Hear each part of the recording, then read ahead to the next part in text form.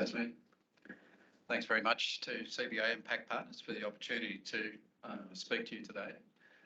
It's a little bit out of my ground because I'm used to speaking to the resources sector, but what we're doing in Angola is largely due to being blessed to be there. Angola has people, land, water, energy, natural resources, and wonderful opportunity. We're building a nutrient business, primarily in phosphate, followed by nitrogen, and looking at byproduct businesses that enable us to build scale to deliver those nutrients at a better rate, and also to maybe capture those byproduct businesses.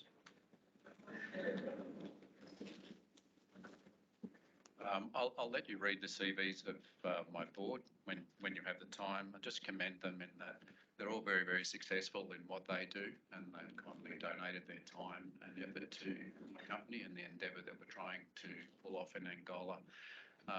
Firstly, because it's compelling in terms of its returns, but secondly, because it's going to change the life of 10 million people and probably change the country dramatically over the next decade, and that appeals, as well as making nutrients sustainably, which is just by virtue of the attributes that the country has and delivers to us that we have the custodianship of and responsibility to deliver appropriately. To give you a feel, because it gets a little bit confusing, we've got 3 projects that are in 3 compelling sectors. What we're building first up is a phosphate mine, and that phosphate is almost like designed by God for Angola. The phosphate rock is ideally suited to their soils and their crops and their climate, and we are looking to put that out into the Angola market and to a lesser extent to the neighbouring countries in the DRC and the ROC. The next project is a green ammonia project, and Angola has the most compelling case for green ammonia anywhere in the world, and we're participating in that and an early mover there. And the third project that we're looking at is the opportunity to build scale by doubling the capacity of the phosphate and selling the phosphate rock into a downstream business that will make high purity phosphorus for lithium iron phosphate batteries. Sounds a little bit out there, but it gives us that ability to scale up at low capex and get our OPEX down and provide nutrients cheaper and perhaps participate in the value case for that. Our largest shareholder, I should mention, came into the company on the back of that project, or that potential is involved in the battery sector in China. First project is P. Angola is shorter. The soils are deficient in P. The soils tend to fix phosphorus as well because of the pH and the aluminium content, and there is no P coming into the country.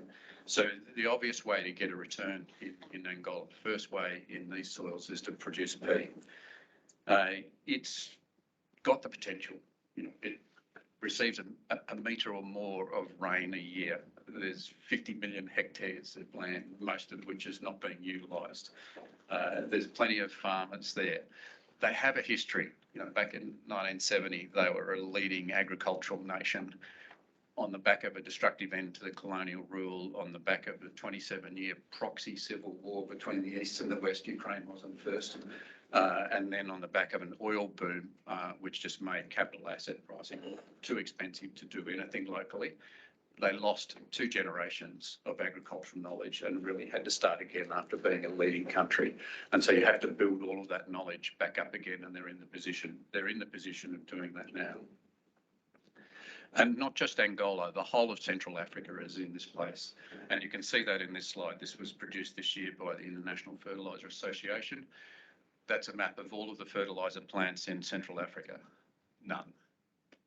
So Central Africa will have the fastest growing population in the world between now and 2050. Angola itself, 43% of the population is under 15. And as I always say jestingly to people, what were you thinking about doing when you were 16? They are the same. Their population could double between now and 2050, and they need to feed. They currently import half the food that they eat now, and they will need to feed twice as many people in 30 years' time. And there isn't a single primary fertiliser manufacturing plant in the country, or indeed in Central Africa. Our project is in Capanda province. If you look at the map of Angola there, you might be able to carefully see a little sliver to the north. Capanda is an exclave. There's a little bit of Democratic Republic of Congo in between Angola and Capanda. Capanda is a large oil producer and probably 2/3 of their oil revenue comes from Capanda, and that means the government provides incentives to invest there.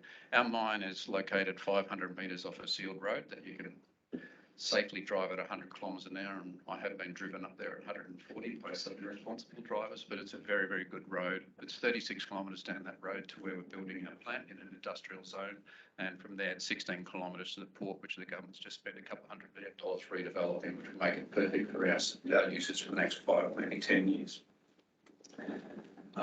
We at our stage 1 installation, which we broke ground on last week and hope to commission in November this year, we'll have a mine life there already of about 40 years. This is the key slide that I want people to understand as to why this works in Angola, where it may not work. When you say, I'm going to go and help smallholder farmers double or triple their production, the first thing you say is, well, they're already producing enough to eat. There are subsistence farmers. What do they do with the 2 to 3 tonnes? And they're only producing less than 1. And you need an offtake market. And Angola has supported the development of a number of businesses. This one is the key business. That facility is almost 1 kilometre long, and in the photo's a little bit old, and there's another kilometre worth of factories being built on the back of that. This is located at a hub that can receive product from all of those smallholder farmers, and has 7 or 8 factories in there producing 15 mines, seed oils, flours, biscuits, pastas, and protein feeds that come out of seed oil. As I said, they import half their food, and this company was responsible for supplying the food to the armed forces and the police, so they're very intimate in the business, and now they're charged with the responsibility of building the agriculture sector. That sector they're targeting 2 million smallholder farmers over the next 10 years. In their first year, they contracted with 60,000. They provided them inputs, then they take the product back. Closing that loop is important. They already have the infrastructure. They already have the aggregators. They have the soil. They have the farmers. They're missing education, which the IFTC, International Fertilizer Development Centre, will assist with, and ourselves will assist with at least the phosphate, which is enough for them to probably, with their training, changing their practices, and the phosphate will be enough to triple their yields, and after 10 years will be enough to fill that plan. So having a government with the initiative to fund and support projects like that is critical to closing the loop that makes this whole process work. Beyond the phosphate, we have a green nitrogen project. Some people call them green hydrogen, in reality green ammonia. You make the this is the Capanda dam. The water you see spewing out is unused water. The turbine water comes out further downstream. So this is a 500 megawatt hydro dam that's been installed and has surplus capacity. Minbos has entered into an MOU with the supplier over there for 25 years for 200 megawatts at 1.1 cents a kilowatt hour. It's the cheapest renewable power in the world. At 1 cent a kilowatt hour, you're going to be competitive in the green ammonia. We've heard other people talk about if you want to have sustainable cash flow, your cash flow has to be sustainable. And to be sustainable in green ammonia, I believe you need to have a price that's of this order, and certainly no higher than 2 cents a kilowatt hour. Ammonia, 75% is made from coal, 25% is made from gas. Negligible is made from renewables. Because it's expensive, this electrolysis process, the green ammonia process, was around way before the other processes. It's just when competing demands for electricity came along, it became more expensive than gas. Most of the product goes into fertilizers, 85%, 15% goes into other uses, of which mining explosives is probably the most important. Angola, as I said, has this wonderful energy advantage. and we will build right next to the substation for this, and 200 megawatts will be enough to produce about 360,000 tonnes of ammonium nitrate. And we are looking to get us to scale, as we heard from Nutrien. We are looking to partner with an explosives company, which will take advantage of the local market for explosive to get us up to scale on the fertilizer side. Water quality and electricity price are the keys to green ammonia. If you've got those, then you can be cheap. And as I said, you need to be, the closer you can get to 1 cent, the better you can be. And that's very, very rare in the world. But the biggest advantage is the African inland premium. If you can be at the farm gate, anything where anybody's talking about making green hydrogen, you must be next to your market. Hydrogen is very expensive to store, very expensive to transport. So don't if you can. So make it where you use it. And this is the advantage. If we can turn it into a nitrogen fertilizer right where we make it, then we have the ability to sell into that market. The African inland premium can be as much as $200 a tonne. You look at that continent, big rivers, Zambezi, Congo, Nile, none of them navigable. All of the other continents have navigable rivers. For Africa, the inland premium is extremely high. So if you can actually get your plant out into that sector, and this is a little complicated map, but we're looking at building in that top. There's 3 rail corridors. We're looking at building at the end of the northern one. Those green areas are 6 million hectares of largely unused land, but rapidly developing. Our neighbour is a 38,000 hectare sugar plantation that didn't exist a decade ago. Next to him is a 5,000 hectare soy plantation.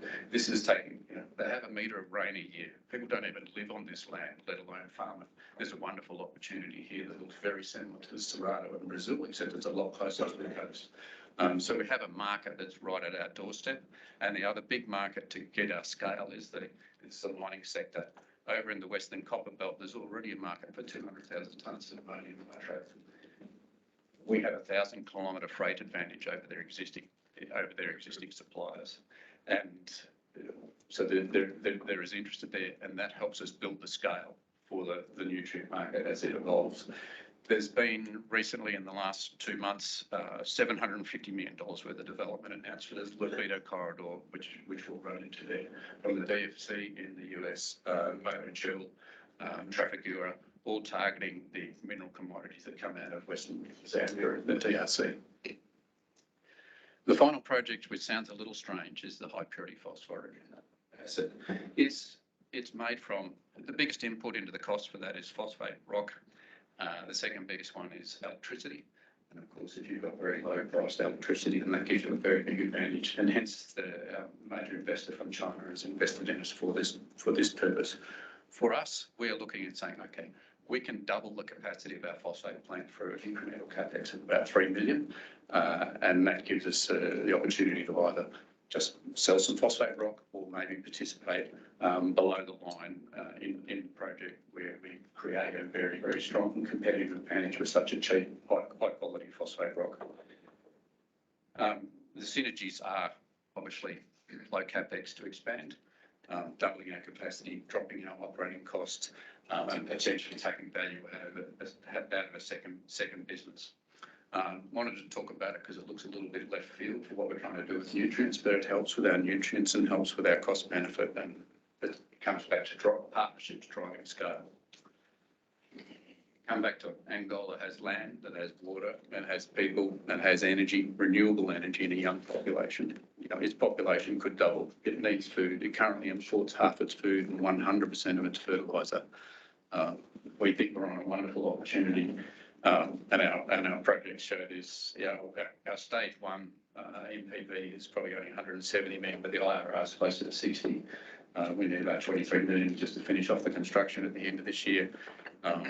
We're for an off-take agreement, take up to 80% of it, some non-dilutive funding to cover that off, and a commissioning in November. And we have the opportunity to expand to double capacity with only about $2 or $3 million. With green nitrogen, there is no other opportunity in the world with renewable energy already in place at that power tariff, with a market right at the gate, and those are the keys. And Angola has those. Look, I was asked to talk about risks. My biggest risk is your risk is time at the moment, Lindsay. My risk is time.